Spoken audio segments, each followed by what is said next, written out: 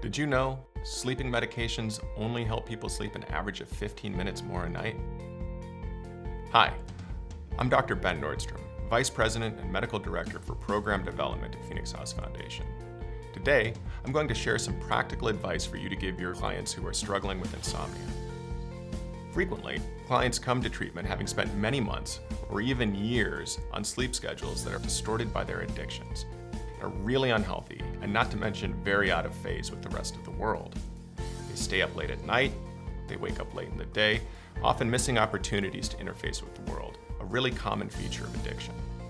When clients arrive at Phoenix House, they might be possessive or even defensive, sleeping and rising when it suits them. So, one of your first goals with clients will be to make them aware of the impact that sleep has on their recovery and of the benefits of adopting a regular schedule. Start by explaining that activities like meal times, groups, individual counseling sessions, and even recreation all happen on a schedule and all for a reason. And they should know that showing up on time is their first objective in treatment. Second in this process is enforcing a no-nap policy with your client. It's a tough bit of news to deliver. However, explain that people are only able to sleep for a set amount of time each day. Naps during the day will promote insomnia at night and only prolong their suffering.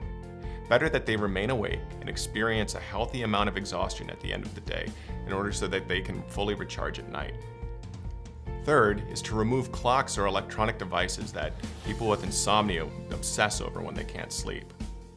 The most anxious feeling of insomnia is watching the clock tick by and doing the mental math on lost sleep as it's occurring. Worse still are the electronic devices that more and more people take to bed with them. Studies show that these LED screens actually stimulate the brain at the moment when it's most trying to shut off for the night. This leads to the fourth bit of advice for a client who can't sleep. Reading is a remarkably effective way of diverting the mind away from the anxiety of insomnia while at the same time subtly inducing sleep.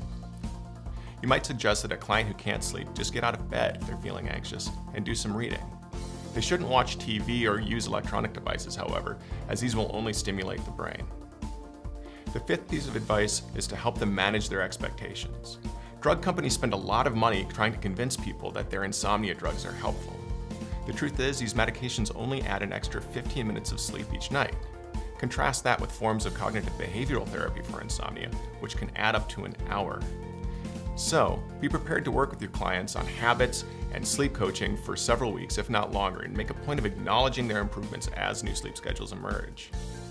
Now, if you're looking for more information on today's Did You Know video blast, feel free to connect with me by sending me an email at training@phoenixhouse.org, and I'd be happy to reply with a quick reference guide that includes today's tips. Thanks for watching. And now you know.